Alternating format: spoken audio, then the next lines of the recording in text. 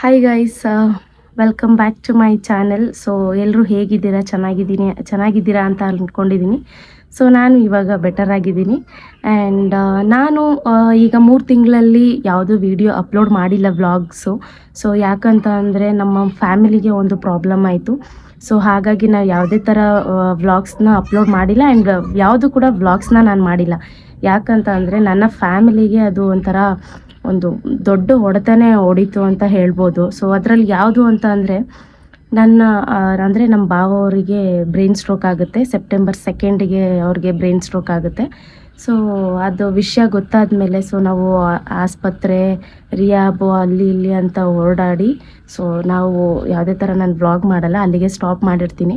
So ನಮ್ಮ ಭಾವಂಗೆ ಯಾವ ಥರ ಬ್ರೈನ್ ಸ್ಟ್ರೋಕ್ ಆಯಿತು ಅಂತ ಅಂದರೆ ಸಡನ್ನಾಗಿ ಆ ಥರ ಆಯಿತು. ಈಗ ನಮ್ಮ ಅಕ್ಕ ಆಲ್ರೆಡಿ ಒಂದು ಸೆಪ್ಟೆಂಬರ್ 2 7:30 ಹಂಗೆ ಮಾತಾಡ್ತಾಳೆ. ಸೊ ಮಾತಾಡಾದಮೇಲೆ ಅವ್ರಿಗೆ ಒಂದು ಕಾಲ್ ಬರುತ್ತೆ ಅವ್ರ ಫ್ರೆಂಡ್ ಕಡೆಯಿಂದ. ಏನಪ್ಪ ಅಂದರೆ ಈ ಥರ ಸಂತು ಈ ಥರ ಬಿದ್ದೋಗಿದ್ದಾರೆ, ತಲೆ ಸುತ್ತೇನೋ ಬಿದ್ದೋಗಿದ್ದಾರೆ ಆ ಥರ ಹೇಳಿ ಕಾಲ್ ಮಾಡ್ತಾರೆ. ಸೊ ನಾವು ನಾರ್ಮಲ್ BP ಏನಾದರೂ ಡೌನ್ ಆಗಿ ಆ ಥರ ಬಿದ್ದಿದ್ದಾರೆ ಅಂತ ಅಂದ್ಕೊಂಡು ನಾವು ಆಸ್ಪತ್ರೆಗೆ ಹೋಗ್ತೀವಿ.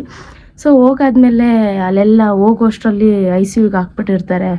ಏನಾಯಿತು ಅಂತೆಲ್ಲ ಹೋಗಿ ಕೇಳಿದಾಗ ಏನೂ ಇಲ್ಲ, ಚೆಕ್ ಮಾಡ್ತೀವಿ ಅಂತ ಹೇಳ್ತಾರೆ. ಸೊ ಚೆಕ್ ಮಾಡ್ತಿದ್ದಾರಲ್ಲ ಅಂತ ಅಂದ್ಬಿಟ್ಟು ಆಲ್ರೆಡಿ ನಮ್ಮ ಶಿಲ್ಪಂಗೆ ಸೊ ಎಲ್ಲರಿಗೂ ಟೆನ್ಷನ್ ಆಗ್ಬಿಟ್ಟಿರುತ್ತೆ. ಹೋಗಿದ ತಕ್ಷಣ ಪೈಪ್ ಎಲ್ಲನೂ ಹಾಕ್ಬಿಟ್ಟಿರ್ತಾರೆ ನಮ್ಮ ಭಾವಂಗೆ. ಸೊ ಅದಾದಮೇಲೆ ಸರಿ ಆಯಿತು ಅಂತ ಹೇಳಿ ನಾವು MRI ಟೆಸ್ಟ್ ಮಾಡಬೇಕು ಅಂತ ಹೇಳಿ ಕರ್ಕೊಂಡು ಹೋಗ್ತಾರೆ. ಸೊ ಕರ್ಕೊಂಡೋಗಾದ್ಮೇಲೆ ನಮಗೆ ಗೊತ್ತಾಗುತ್ತೆ ಇದು ಬ್ರೈನ್ ಸ್ಟ್ರೋಕ್ ಆಗಿರೋದು ಅಂತ. ಸೊ ಅಂದರೆ ಈಗ ಒಬ್ಬೊಬ್ರಿಗೆ ಸ್ಟ್ರೋಕ್ ಹೊಡೆದ್ರೆ ಲೆಫ್ಟು ರೈಟು ಆ ಥರ ಹೊಡೆಯುತ್ತೆ. ಬಟ್ ನಮ್ಮ ಭಾವಂಗೆ ಅದು ಮೆದುಳಿಗೆ ಸ್ಟ್ರೋಕ್ ಹೊಡೆದ್ಬಿಟ್ಟಿತ್ತು. ಸೊ ಅಲ್ಲೇ ಅವತ್ತಿನ ನೈಟೇ ನಮಗೆ ಹೇಳ್ಬಿಟ್ರು. ಅಂದರೆ ಫ್ಯಾಮಿಲಿಗೆ ಏನು ಹೇಳಿರಲಿಲ್ಲ, ನಮಗೆ ಯಾರ್ಯಾರು ಇದ್ದರು ನಾವು ಇವ್ರಿಗೆ ಮಾತ್ರ ಹೇಳಿದ್ರು ಈ ಥರ ಆಗಿದೆ. ಸೊ ಅಂದರೆ ನಮ್ಗೆ ತುಂಬ ಹೆಲ್ಪ್ ಮಾಡಿದ್ದಾರೆ. ಸೊ ಅಲ್ಲಿ ನಮ್ಮ ಸಂತು ಭಾವ ಇದ್ರಲ್ಲ, ಅವ್ರ ಆಫೀಸಲ್ಲಿ ಒಬ್ಬರು ಅಣ್ಣ ಇದ್ದರು, ಆಕಾಶ್ ಅಣ್ಣ ಅಂತ. ಅವರು ಹೇಳಿದ್ರು ಇನ್ನಿಲ್ಲ ಮನೆ ಎಲ್ಲರಿಗೂ ಹೇಳ್ಬಿಡಿ ಅಂತೆಲ್ಲ ಹೇಳ್ಬಿಟ್ರು. ನಮ್ಗೆ ಅಲ್ಲೇ ಒಂಥರ ಶಾಕ್ ಆದಂಗೆ ಆಗೋಯ್ತು. ಏನಪ್ಪ ಈಗ ಚೆನ್ನಾಗಿದ್ದವ್ರು ಹಿಂಗೆ ಆಗೋದ್ರಲ್ಲ ಅಂತ ಹೇಳಿ ನಮಗೆ ಒಂಥರ ಶಾಕ್ ಆಯಿತು. ಅದಾದಮೇಲೆ ನಮ್ಮ ಅಮ್ಮ ಎಲ್ಲರನ್ನೂ ಕರೆಸಿದ್ವಿ. ಏನಾಯಿತು ಹಂಗೆ ನಮಗೆ ಒಂಥರ ಶಾಕಲ್ಲಿದ್ವಿ ನಾವೆಲ್ಲರೂ. ಸರಿ ಆಯಿತು ಅಂತ ಹೇಳ್ಬಿಟ್ಟು ಅವ್ರೂ ಬಿಟ್ಕೊಡ್ಲಿಲ್ಲ. ನಮ್ಮ ಭಾವವ್ರ ಆಫೀಸವರು ಅವ್ರಿಗೆಲ್ಲ ಒಂದು ದೊಡ್ಡ ಥ್ಯಾಂಕ್ಸ್ ಹೇಳಬೇಕು. ಸೊ ಅವರು ಬಿಟ್ಕೊಡ್ಲಿಲ್ಲ. ಆಗಿದ್ದಾಗಲಿ ನಾವು ನೋಡ್ಕೊಳ್ತೀವಿ, ಸೊ ಬೇಡ ಸರ್ಜರಿ ಮಾಡಬೇಕಾ ಮಾಡಿ ಎಲ್ಲನೂ ಮಾಡಿ, ನಮಗೆ ಸಂತು ಬೇಕು ಅಷ್ಟೇ. ಸೊ ಈ ಥರ ಇತ್ತು. ಸೊ ಅದಾದಮೇಲೆ ಒಂದು ಸರ್ಜರಿ ಆಯಿತು. ಮತ್ತು ಇನ್ನೂ ಒಂದು ಸರ್ಜರಿ ಮಾಡಬೇಕು ಅಂದರು, ಇನ್ನೂ ಒಂದು ಸರ್ಜರಿ ಮಾಡಿದ್ರು.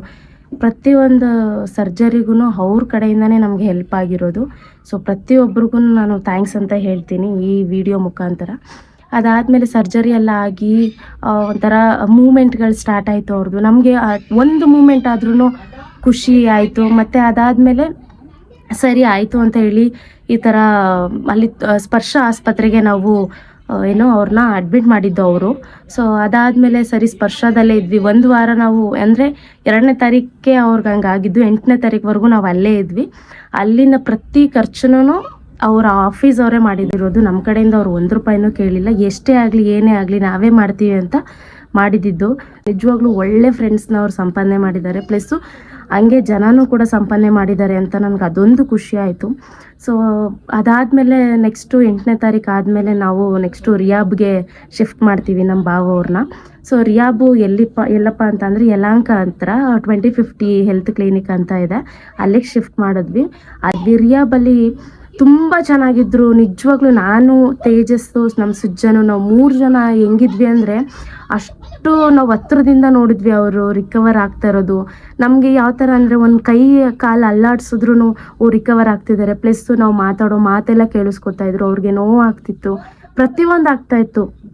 ಅದಾದಮೇಲೆ ಏನಾಯಿತು ಅಂದರೆ ಒಂದಿನ ಸರಿ ರಿಕವರ್ ಎಲ್ಲ ಆದರೂ ನೆಕ್ಸ್ಟು ಅವ್ರಿಗೆ ಶಿಫ್ಟ್ ಅಂದರೆ ವೀಲ್ ಚೇರಲ್ಲಿ ಕೂರಿಸ್ಬೇಕು. ವೀಲ್ ಚೇರಲ್ಲಿ ಕೂರಿಸ್ಕೊಂಡು ಆಚೆ ವೆಂಟಿಲೇಟರಿಂದ ಆಚೆನೂ ಕೂಡ ಬಂದಿದ್ದರು. ಆಕ್ಸಿಜನ್ ಸ್ವಲ್ಪ ತೊಗೊಳ್ತಾಯಿದ್ರು. ಆಕ್ಸಿಜನ್ ಕೂಡ ಇಲ್ಲದೇನೂ ಉಸಿರಾಡ್ತಿದ್ರು. ಎಲ್ಲ ಚೆನ್ನಾಗಿತ್ತು. ಸೊ ಒಂದಿನ ಏನಾಗುತ್ತೆ, ನಾವು ದೇವಸ್ಥಾನಕ್ಕೆ ಹೋಗಬೇಕು ಅಂತ ನಾವು ಹೋಗ್ತೀವಿ. ನನ್ನ ತಮ್ಮನೊಬ್ಬನ ಬಿಟ್ಬಿಟ್ಟು ಹೋಗ್ತೀನಿ.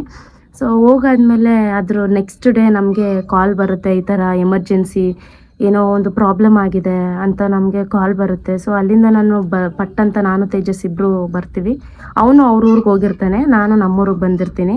ಸೊ ಇಬ್ರಿಗೂ ಕಾಲ್ ಬರುತ್ತೆ. ಮನೇಲೆಲ್ಲ ಹೇಳ್ಬಿಟ್ಟು ನಾನು ಬರ್ತೀನಿ. ಬರೋ ಅಷ್ಟೊತ್ತಿಗೆ ಇನ್ನೊಂದು ಹಾಸ್ಪಿಟಲ್ಗೆ ಇಲ್ಲ ಎಮರ್ಜೆನ್ಸಿ ನಾವು ಶಿಫ್ಟ್ ಮಾಡಲೇಬೇಕು ಅಂತ ಹೇಳಿ ದೇವನಹಳ್ಳಿಲಿರೋ ಆಕಾಶ್ ಹಾಸ್ಪಿಟಲ್ಗೆ ಶಿಫ್ಟ್ ಮಾಡ್ತಾರೆ. ಅಲ್ಲಿ 3 ಡೇಸು ಟ್ರೀಟ್ಮೆಂಟ್ ನಡೆಯುತ್ತೆ. ಸೊ ಅಲ್ಲಿ ನಾವು ಲಾಸ್ಟ್ದಾಗಿ ನಮ್ಮ ಭಾವವರು ಅಲ್ಲಿ ಹೋಗಿದ ತಕ್ಷಣ ಒಂಥರ ನಮಗೆ ನೆಗೆಟಿವ್ ವೈಬ್ಸ್ ಸ್ಟಾರ್ಟ್ ಆಯಿತು. ಏನೇನು ಅವರು ಉಳಿಯಲ್ಲ ಹಂಗೆ ಹಿಂಗೆ ಅಂತ ಎಲ್ಲ ಹೇಳಕ್ಕೆ ಸ್ಟಾರ್ಟ್ ಮಾಡಿದ್ರು. ಉಸಿರಾಟದ ಪ್ರಾಬ್ಲಮ್ ಆಗ್ತಿದೆ ಅಂತ ಮತ್ತೆ ವೆಂಟಿಲೇಟರ್ ಹಾಕಿದ್ರು. ಸೊ ಈ ಥರ ಎಲ್ಲ ಆಯಿತು. ಕೊನೆಯದಾಗಿ ಅಕ್ಟೋಬರ್ 6ಗೆ ನಮ್ಮ ಭಾವ ನಮ್ಮಿಂದ ದೂರ ಆಗ್ತಾರೆ, ಅಂದರೆ ತೀರ್ಕೊಳ್ತಾರೆ.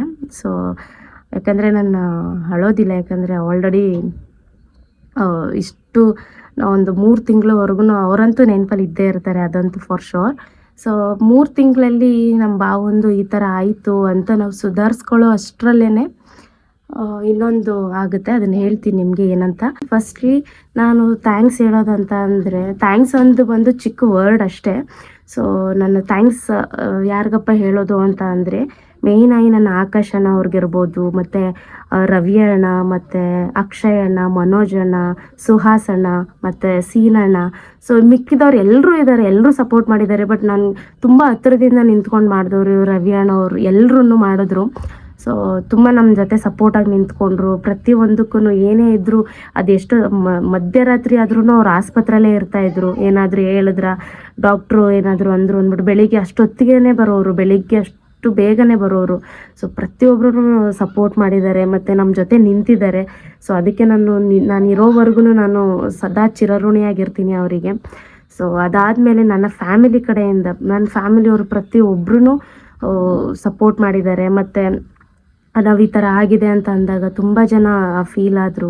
ಸೊ ನನಗಂತೂ ಏನು ಹೇಳೋದು ಅಂತ ಗೊತ್ತಿಲ್ಲ. ನಾನು ಇಷ್ಟೇ ಹೇಳ್ಬೋದು, ಯಾರ್ಯಾರು ನಮ್ಮ ಮನೆಗೆ ಒಳ್ಳೇದಾಗಲಿ ಅಂತ ಯಾರ್ಯಾರು ಕೇಳ್ಕೊಂಡ್ರೆ ಎಲ್ರಿಗೂ ನಾನು ಥ್ಯಾಂಕ್ಸ್ ಅಂತ ಹೇಳ್ತೀನಿ. ಆ್ಯಂಡ್ ಸೊ ಗೈಸ್, ಇನ್ನೊಬ್ರು ನಾನು ಥ್ಯಾಂಕ್ಸ್ ಹೇಳಬೇಕು.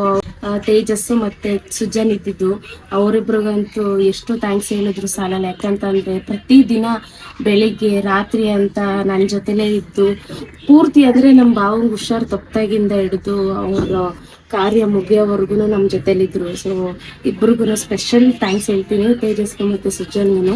ಸೊ ಒಬ್ಬರಿದ್ರು, ಸೊ ರಂಜನ್ ಅಂತ, ನಾವು ರಿಯಾಬಲ್ಲಿ ಇದ್ವಿ ಅಂತ ಹೇಳಿದ್ವಲ್ಲ, ಅಲ್ಲೂ ಕೂಡ ನಾವು ಅಂದರೆ ಅಲ್ಲಿ ಅವರು ಎಷ್ಟು ಚೆನ್ನಾಗಿ ನೋಡ್ಕೊಳ್ತಿದ್ರು ಅಂದರೆ ಈಗ ಭಾವ ಯಾವ ಥರ ಅಂದರೆ ಅಲ್ಲೇ ಮಲಗಿತ್ತವನೇನೆ ಮೋಷನ್ ಮಾಡ್ಕೊಳ್ಳೋದು ಆ ಥರ ಎಲ್ಲ ಮಾಡ್ಕೊಳ್ತಿದ್ರು.